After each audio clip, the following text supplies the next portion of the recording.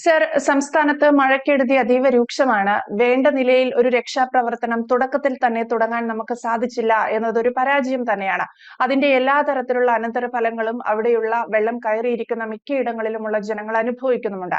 പക്ഷേ നമ്മളെ ഏറെ ഞെട്ടിക്കുന്നത് അല്ലെങ്കിൽ പരിതാപകരമായ അവസ്ഥ എന്ന് പറയുന്നത് പുറത്തു വന്നുകൊണ്ടിരിക്കുന്ന ദൃശ്യങ്ങൾ തന്നെയാണ്. പൊന്നാനിയിൽ വിരുന്നിൽ പങ്കെടുക്കുന്ന വി.ഡി. സതീശൻ അപമാനകരം എന്ന് തന്നെ നമുക്ക് പറയാൻ സാധിക്കും. കാരണം പൊന്നാനിയിൽ സംഘടിപ്പിച്ച വിരുന്ന് അത് കുറച്ച് ദിവസത്തേക്കോ അല്ലെങ്കിൽ കുറച്ച് മണിക്കൂറുകൾ നേരത്തേക്കെങ്കിലും മാറ്റിവെക്കാൻ പറ്റുന്ന ഒന്ന് തന്നെയായിരുന്നു. പക്ഷേ അതിന് തുനിഞ്ഞില്ല എന്ന് തന്നെയാണ്. കേരളം പ്രളയത്തിൽ മുങ്ങുമ്പോൾ വിരുന്നിൽ പങ്കെടുക്കുന്ന മുഖ്യമന്ത്രിയുടെ ദൃശ്യങ്ങൾ നാണക്കേടല്ലേ? തീർച്ചയായിട്ടും നാണക്കേട് തന്നെയാണ്. കാരണം കേരളം ഇന്ന് ഡിസാസ്റ്റർ മാനേജ്മെന്റിന്റെ കാര്യത്തിൽ പുലർത്തുന്ന അനാസ്ഥ അങ്ങേയറ്റം ഭീകരമാണ്.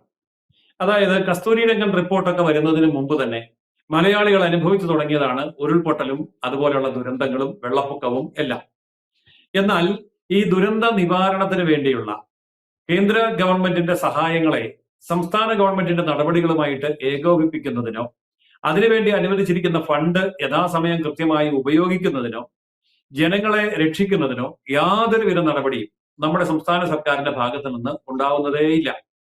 ഏതെങ്കിലും വലിയ ദുരന്തം വരുമ്പോൾ അന്തം വിട്ട് കണ്ണും മിഴിച്ച് കേന്ദ്രത്തിലോട്ട് നോക്കിയിരിക്കും. കേന്ദ്രത്തിൽ നിന്ന് ആരെങ്കിലും വന്ന് എന്തെങ്കിലും ചെയ്താലായി. ഇതൊക്കെ നമ്മൾ എത്ര തവണ കണ്ടു കഴിഞ്ഞിരിക്കുന്നു. ഞാൻ ചോദിക്കട്ടെ, സംസ്ഥാനത്ത് ഒരു ഗവൺമെന്റ് ഭരിക്കുമ്പോൾ ക്രൈസിസ് മാനേജ്മെന്റ് എന്ന് പറയുന്നത് ആ ഗവൺമെന്റിന്റെ അടിയന്തരാവശ്യമാണ്. അതിനുശേഷമാണ് മറ്റെല്ലാവരും. പക്ഷെ ഓരോ ദുരന്തങ്ങൾ, പ്രകൃതി ദുരന്തങ്ങൾ ഉണ്ടാകുമ്പോഴും വെള്ളപ്പൊക്കം സംഭവിക്കുമ്പോഴും കെടുതികൾ അനുഭവിക്കുന്നു എന്നുള്ളതല്ലാതെ അതിൽ നിന്ന് ജനങ്ങളെ രക്ഷിക്കാൻ, അവർക്ക് സംവിധാനങ്ങൾ ഒരുക്കാൻ സംസ്ഥാന സർക്കാർ തീരെ ശ്രദ്ധിക്കുന്നില്ല. കാരണം അവർക്ക് വിരുന്നും ഭക്ഷണവും ഒക്കെയാണ് അതിനേക്കാൾ വലുത്. നമുക്കറിയാം, നമ്മളൊരു ഹെലികോപ്റ്റർ വാങ്ങിച്ചിട്ടുണ്ട്. നമ്മൾ അറിഞ്ഞാലും ഇല്ലെങ്കിലും നമ്മളല്ല അതിന്റെ പൈസ കൊടുക്കുന്നുണ്ട്. ഈ ഹെലികോപ്റ്റർ വാങ്ങിച്ചപ്പോൾ ചോദിച്ചിരുന്നു എന്തിനു വേണ്ടിയാണ്. അപ്പോൾ ദുരന്തമുണ്ടാകുന്ന സ്ഥലങ്ങളിൽ റോഡ് ഗതാഗതം സാധ്യമാകാതെ വരുമ്പോൾ അവിടെ ആശ്വാസം എത്തിക്കാനാണ് ഇത്രയും ഭാരിച്ച കോടാനുകോടികൾ മുടക്കി ഹെലികോപ്റ്റർ വാടകയ്ക്ക് എടുത്തിരിക്കുന്നത് എന്ന്. പക്ഷെ ഇപ്പോൾ ആ ഹെലികോപ്റ്റർ എവിടെ? ആ ഹെലികോപ്റ്റർ കൊണ്ടുള്ള പ്രയോജനം എവിടെ? ഇതൊക്കെ ഈ സമയത്ത് ചോദിച്ചില്ല എങ്കിൽ പിന്നീട് അവസരം കിട്ടില്ല. അതുകൊണ്ട് ചോദിക്കുകയാണ്. അതേപോലെ തന്നെ ക്രൈസിസ് മാനേജ്മെന്റിന്റെ കാര്യത്തിൽ നമ്മളുടെ സംവിധാനങ്ങൾ ഇന്ന് വരെ പൂർണ്ണമാക്കാൻ കഴിഞ്ഞിട്ടില്ല. ഉരുൾപൊട്ടലിന് മുന്നറിയിപ്പ് കൊടുക്കാൻ കഴിയുന്ന കാര്യമാണ് എന്നുള്ളത് പഴമക്കാർ തന്നെ പറയുന്നുണ്ട്. ഇന്നലെ ഉരുൾപൊട്ടിയ സ്ഥലങ്ങളിലുള്ള പഴയ ആൾക്കാർ ഉരുൾപൊട്ടൽ മുൻകൂട്ടി മനസ്സിലാക്കി മാറി താമസിച്ചവരുണ്ട്. അപ്പോൾ യാതൊരു ആധുനിക സാങ്കേതിക വിദ്യകളുടെയും സഹായമില്ലാതെ പരമ്പരാഗതമായ അറിവിന്റെ അടിസ്ഥാനത്തിൽ ഇന്നലെ തന്നെ മാറി താമസിച്ച ആൾക്കാരുണ്ട്. എന്നാൽ മാറാൻ കഴിയാത്തവരുമുണ്ട്. ഞാൻ ചോദിക്കട്ടെ, ഒരു ഭരണകൂടം അതിന്റെ സാങ്കേതിക വിദ്യകൾ ഉപയോഗിച്ചുകൊണ്ട് ഈ ഉരുൾപൊട്ടലിന്റെ മുന്നറിയിപ്പ് കൊടുക്കുകയും അങ്ങനെ ഉണ്ടാകുന്ന പക്ഷം അഥവാ അതിനുശേഷം വളരെ പെട്ടെന്ന് തന്നെ ദുരിതാശ്വാസ നടപടികളിലൂടെ ജനജീവിതം പുനഃസ്ഥാപിക്കുകയും ചെയ്യാൻ എന്തുകൊണ്ട് സാധിക്കുന്നില്ല? അതിന്റെ ഏറ്റവും വലിയ ഉദാഹരണമാണല്ലോ പണ്ട് ഉരുൾപൊട്ടലിൽ പെട്ട് എല്ലാം നഷ്ടപ്പെട്ട നൂറുകണക്കിന് കുടുംബങ്ങൾ ഇന്നും വാടക വീടുകളിലും അനാഥാലയങ്ങളിലും താമസിക്കേണ്ടി വരുന്നു. അവർക്ക് വേണ്ടി കോടാനുകോടി രൂപ, ആയിരക്കണക്കിന് കോടി രൂപ പിരിച്ചിട്ടും നൂറുകണക്കിന് കോടി രൂപ മുടക്കി അവരുടെ വീടുകൾ ഉണ്ടാക്കി കൊടുക്കാൻ പോലും സാധിക്കുന്നില്ല. ഇതല്ലേ ഇന്നത്തെ അവസ്ഥ? അപ്പോൾ ശരിക്കും പറഞ്ഞാൽ ക്രൈസിസ് മാനേജ്മെന്റ്, ഡിസാസ്റ്റർ മാനേജ്മെന്റ്, ഇങ്ങനെയുള്ള കാര്യങ്ങളിൽ നമ്മുടെ സംസ്ഥാന സർക്കാർ അങ്ങേയറ്റം പരാജയമാണ്. ലീസ്റ്റ് ബോധേഡാണ് എന്നുള്ളതിന്റെ തെളിവാണ് മുഖ്യമന്ത്രിയുടെ ഈ പറഞ്ഞ വിരുന്നും കൂടി നടക്കുന്ന ക്രൂരമായ മനോഭാവം. പക്ഷേ ഒരു കാര്യമുണ്ട്, ജനങ്ങൾ ഇതൊക്കെ സഹിച്ചുകൊള്ളും, പുറത്തുകൊള്ളും. ഇതെല്ലാം കഴിഞ്ഞ് അടുത്ത തവണ വോട്ട് ചെയ്യാൻ വരുമ്പോ ദുരന്തവും മറന്നു, ഉരുൾപൊട്ടലും മറന്നു, മരണവും മറന്നു, മതവും ജാതിയും മാത്രം അന്ന് അവരുടെ മനസ്സിലുണ്ടാവുകയുള്ളൂ. ഇത് മലയാളി നേരിടുന്ന ഒരു വലിയ ദുരന്തം തന്നെയാണ്. സർ, അപ്പോഴും നമുക്ക് ഏറ്റവും പ്രധാനപ്പെട്ട ഒരു ചോദ്യം എന്ന് പറയുന്നത്, അന്ന് ഇതിനു മുൻപും ഡിസാസ്റ്റർ മാനേജ്മെന്റ് അൻപേ പരാജയപ്പെട്ടു പോയ കാര്യങ്ങളൊക്കെ കേരളത്തിലുണ്ടായിരുന്നു. പക്ഷേ ഇതേ രീതിയിൽ കഴിഞ്ഞ തവണയൊക്കെ ഉണ്ടായ ഒരു പ്രളയകാലമാണ് നമ്മളെ ഓർമ്മിപ്പിക്കുന്നത്. പലതരത്തിലുള്ള വീഴ്ചകൾ അന്ന് സംഭവിച്ചിട്ടുണ്ട്. പക്ഷേ അന്ന് മുഖ്യമന്ത്രി മുൻ നിശ്ചയിച്ച പരിപാടികളെല്ലാം ക്യാൻസൽ ചെയ്തു. അന്നത്തെ മുഖ്യമന്ത്രി എന്ന് പറയുന്നത് പിണറായി വിജയൻ തന്നെയാണ്. അന്ന് നിശ്ചയിച്ചിരുന്ന എല്ലാ പരിപാടികളും ക്യാൻസൽ ചെയ്ത് വേണ്ട രീതിയിൽ ഉദ്യോഗസ്ഥരെ അണിനിരത്തി ഏകോപിപ്പിക്കാനുള്ള എല്ലാ നിർദ്ദേശങ്ങളും നൽകി ആ നിലയിൽ മുന്നോട്ട് പോകുന്ന 24/7 ഹെൽപ്പ് ഡെസ്കുകൾ തുറന്നു വെച്ചുകൊണ്ടുള്ള മാധ്യമങ്ങളെ പോലും അതിനു മുന്നിൽ ആഹ്വാനം ചെയ്തുകൊണ്ടിരുന്ന ഒരു ഭരണകൂടത്തെ നമ്മൾ കണ്ടിരുന്നു. പക്ഷേ എന്തുകൊണ്ട് അതിനേക്കാളേറെ വലിയ മാറ്റം കേരളത്തിൽ ഉണ്ടാക്കാൻ സാധിക്കും എന്ന് പറഞ്ഞു വന്നവർക്ക് എന്തുകൊണ്ട് അതിന് സാധിക്കുന്നില്ല?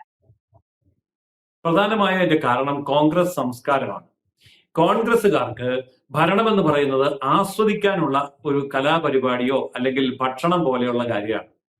അവരെ സംബന്ധിച്ചിടത്തോളം ഭരണം കിട്ടുമ്പോൾ അവരെല്ലാ കാലത്തും ചെയ്തിട്ടുള്ള കാര്യവും അത് തന്നെയാണ്. രാജ്യത്തിന്റെ പുരോഗതിയോ അല്ലെങ്കിൽ സമൂഹത്തിന്റെ ഏതെങ്കിലും തരത്തിലുള്ള മുന്നേറ്റമോ സാധാരണക്കാരുടെ കഷ്ടതയിൽ നിന്ന് അവരെ രക്ഷിക്കാനുള്ള കാരുണ്യമോ കരുതലോ ഒന്നും കോൺഗ്രസ് സംസ്കാരത്തിൽ തൊട്ടു തേച്ചിട്ടേയില്ല. നമുക്കറിയാമല്ലോ, കോൺഗ്രസിന്റെ അഖിലേന്ത്യാ നേതാവ് രാഹുൽ ഗാന്ധി രാജ്യം നേരിടുന്ന പ്രശ്നങ്ങൾ വരുന്ന സമയത്ത് വിദേശത്തായിരിക്കും. എന്തിനു പോയി എവിടെ പോയി എന്ന് പോലും നമുക്ക് അറിയില്ല. ഇപ്പോൾ നോക്കൂ, ഈ സന്ദർഭത്തിലും കേന്ദ്രത്തെ പ്രതിപക്ഷ നേതാവ് അല്ലെങ്കിൽ അവരുടെ കുടുംബം, അവരുടെ കുടുംബാംഗങ്ങൾ, അതായത് ഹൈക്കമാൻഡിനെയാണല്ലോ, ഈ സോണിയ കുടുംബത്തിനെയാണല്ലോ ഹൈക്കമാൻഡ് എന്ന് പറയുന്നത്. അപ്പൊ സോണിയ കുടുംബത്തിലുള്ള സോണിയയോ രാഹുലോ പ്രിയങ്കയോ തിരിഞ്ഞു നോക്കുന്നില്ലല്ലോ. ഇതിനൊന്നും കേരളത്തിലെ ജനങ്ങൾക്ക് യാതൊരു കുറ്റബോധവും ഇല്ല. ഇവർക്കൊക്കെ വോട്ട് ചെയ്ത് പോയല്ലോ എന്നുള്ള കുറ്റബോധം അതില്ല. അവര് കാണിക്കുന്ന ഈ നന്ദികേടിനും മുഖ്യമന്ത്രി അത് ഏറ്റുപിടിച്ചുകൊണ്ട് വിരുന്നുണ്ട് ആഘോഷിക്കുന്നതിനും മലയാളിക്ക് യാതൊരു വിഷമവുമില്ല. ഇത് ഇവർക്ക് നന്നായിട്ട് അറിയാം, കോൺഗ്രസിന് നന്നായിട്ട് അറിയാം. എത്രമാത്രം അവഗണിക്കുന്നുവോ, എത്രമാത്രം പീഡിപ്പിക്കുന്നുവോ, അത്രമാത്രം അവരിലേക്ക് ആശ്രയിക്കുന്ന ഒരു മസോക്കിസം എന്ന് പറയുന്ന ഒരു മാനസികാവസ്ഥയിൽ മലയാളി എത്തിയതിന്റെ ദുരനുഭവമാണ് ഇപ്പോൾ അർമാദിച്ച് നടക്കുന്ന, ആഹ്ലാദിച്ച് നടക്കുന്ന, ആഘോഷിച്ച് നടക്കുന്ന നമ്മുടെ മുഖ്യമന്ത്രിയുടെ ചിത്രം വ്യക്തമാക്കുന്നത്.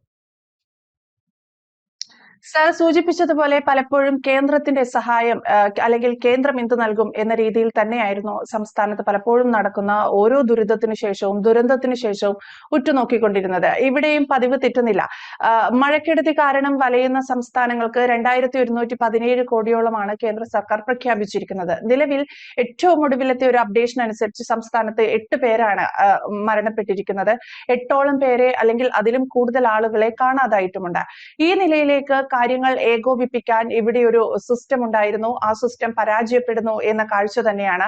ഈ വരും ദിവസങ്ങളിലും മഴക്കെടുതി ഇതുപോലെ രൂക്ഷമാവുകയാണെങ്കിൽ അല്ലെങ്കിൽ കേന്ദ്രത്തിന്റെ സഹായത്തിന് പുറമെ കേരളത്തിന് എന്ത് ചെയ്യാൻ സാധിക്കും?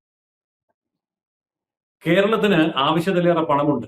ഒരൊറ്റ ഉദാഹരണം പറയാം. ചൂരൽമല മുണ്ടക്കൈ ദുരിതാശ്വാസം, അവിടെ വീട് നഷ്ടപ്പെട്ടവർക്ക് വീട് വെച്ച് കൊടുക്കാനുള്ളതിന്റെ 5 ഇരട്ടി പണമാണ് കേരളത്തിലെ ജനങ്ങൾ ദുരിതാശ്വാസ നിധിയിലേക്ക്, മുഖ്യമന്ത്രിയുടെ ദുരിതാശ്വാസ നിധിയിലേക്ക് സംഭാവന ചെയ്തത്. 5 ഇരട്ടി പണം. എന്നിട്ടും ഒന്നും മുന്നോട്ട് പോയിട്ടില്ല. അപ്പൊ അതിന്റെ അർത്ഥം എന്താണ്? ഈ ദുരിതാശ്വാസമെല്ലാം ജനങ്ങളെ കൊള്ളയടിക്കാനും അവരുടെ സഹാനുഭൂതിയിലൂടെ പണം അടിച്ചെടുക്കാനുമുള്ള ഒരു അവസരമായിട്ടാണ് ഭരണകൂടങ്ങൾ കേരളത്തിൽ കാണുന്നത്. 2 രീതിയിലാണ് അവർ കൊള്ള ചെയ്യുന്നത്. ഒന്ന്, ജനങ്ങളുടെ മുമ്പിൽ ദയനീയാവസ്ഥ ചൂണ്ടിക്കാട്ടി സഹാനുഭൂതിയും മനുഷ്യത്വവും പറഞ്ഞുകൊണ്ട് മുഖ്യമന്ത്രിയുടെ ദുരിതാശ്വാസ നിധിയിലേക്ക് സംഭാവന ചെയ്യാൻ പറയും. ആയിരക്കണക്കിന് കോടി രൂപയാണ് ഒഴുകിയെത്തുന്നത്. അതോടൊപ്പം കേന്ദ്രം ഒന്നും തരുന്നില്ലേ എന്ന് പറഞ്ഞ് കേന്ദ്രത്തോട് യാചിക്കുമ്പോൾ അവിടുന്ന് ആയിരക്കണക്കിന് കോടി രൂപ കിട്ടും. അങ്ങനെ ജനങ്ങൾ കൊടുക്കുന്ന ആയിരക്കണക്കിന് കോടി രൂപയും കേന്ദ്രം തരുന്ന ആയിരക്കണക്കിന് കോടി രൂപയും ഫലപ്രദമായി വിനിയോഗിക്കുന്നതിന് പകരം അത് ധൂർത്തടിക്കുകയും അത് ലാപ്സാക്കുകയും അത് വകമാറ്റുകയും അതിൽ നിന്ന് കൊള്ളയടിക്കുകയും ചെയ്യുന്ന, അതായത് എല്ലാ ദുരന്തങ്ങളും മോഷണത്തിനും കൊള്ളയ്ക്കും വേണ്ടിയുള്ള അവസരങ്ങളാക്കി മാറ്റുന്ന 2 മുന്നണികളെയാണ് കേരളം ഇന്ന് സഹിച്ചുകൊണ്ടിരിക്കുന്നത്. കണ്ടുകൊണ്ടിരിക്കുക എന്ന് പറഞ്ഞാൽ പോരാ, സഹിച്ചുകൊണ്ടിരിക്കുന്നത്. മലയാളി യഥാർത്ഥത്തിൽ ഇത് അർഹിക്കുന്നില്ല. മഹത്തായ മാനസിക വളർച്ചയുള്ളവരാണ്. കഴിഞ്ഞ തവണ നമുക്കറിയാം, വലിയ വെള്ളപ്പൊക്കം ഉണ്ടായപ്പോൾ എല്ലാ വിധത്തിലുള്ള പാവപ്പെട്ട ജനങ്ങളും മത്സ്യത്തൊഴിലാളികൾ അടക്കമുള്ളവര് രംഗത്തിറങ്ങി മനുഷ്യജീവൻ രക്ഷിക്കാൻ വേണ്ടി പാടുപെടുമ്പോൾ ഇതിൽ നിന്ന് എത്ര കോടി രൂപ അടിച്ചു മാറ്റാം എന്നുള്ള ചിന്ത മാത്രമായിരുന്നു ഭരണകൂടത്തിൻ്റെത്. അതുകൊണ്ട് ഓരോ ദുരന്തങ്ങളും ഓരോ വെള്ളപ്പൊക്കവും വരുമ്പോൾ അതെല്ലാം പണസമ്പാദനത്തിനുള്ള സമയവും അവസരവുമാക്കിയാണ് ഇടത് വലത് മുന്നണികൾ ഉപയോഗിച്ചുകൊണ്ടിരിക്കുന്നത്. അങ്ങേയറ്റം മനുഷ്യത്വഹീനമായ, അങ്ങേയറ്റം ശരിക്കും പറഞ്ഞാൽ ഒരു ദയനീയതയുടെയോ അല്ലെങ്കിൽ സഹാനുഭൂതിയുടെയോ അതല്ലെങ്കിൽ സഹകരണത്തിന്റെയോ തരിമ്പ് പോലും മനസ്സിൽ അവശേഷിച്ചിട്ടില്ലാത്ത കാട്ടുകൊള്ളക്കാരുടെ ഭരണമാണ് ഇടത് വലത് മുന്നണികൾ കേരളത്തിൽ കാഴ്ചവെച്ചത്. ഇത് തനിയാവർത്തനം പോലെ വരുന്നതിൽ ഈ പറയുന്ന ഭീകരത അനുഭവിക്കുന്ന മലയാളിക്കും പങ്കുണ്ട്. കാരണം അവരാണ് ഇവരെ മാറി മാറി ഭരണത്തിലേറ്റിക്കൊണ്ടിരിക്കുന്നത്. യെസ്, അതും അല്ലെങ്കിൽ ഇത്രയൊക്കെ ചെയ്താൽ മതി, ഇതിനപ്പുറത്തേക്കൊന്നും ചെയ്യേണ്ടതില്ല, ഇതൊക്കെയാണ് അതിന്റെ ഒരു രീതി എന്ന നിലയിലേക്ക് തന്നെയാണ് സാറ് സൂചിപ്പിച്ചതുപോലെ തുടർന്നു കൊണ്ടിരിക്കുന്ന ഇത്തരം പ്രവർത്തനങ്ങൾ വഴി കോൺഗ്രസും ചൂണ്ടിക്കാണിക്കുന്നത്.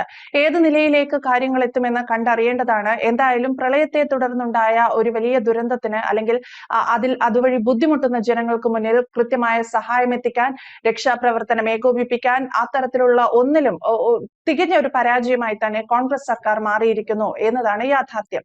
വ്യക്തമാണ്. Thank you Jayasuryan sir. കൂടുതൽ വാർത്തകളും വിശേഷങ്ങളും നിങ്ങളിലേക്ക് എത്താൻ ABC മലയാളം സബ്സ്ക്രൈബ് ചെയ്യുക, ബെൽ ബട്ടണും അമർത്തുക.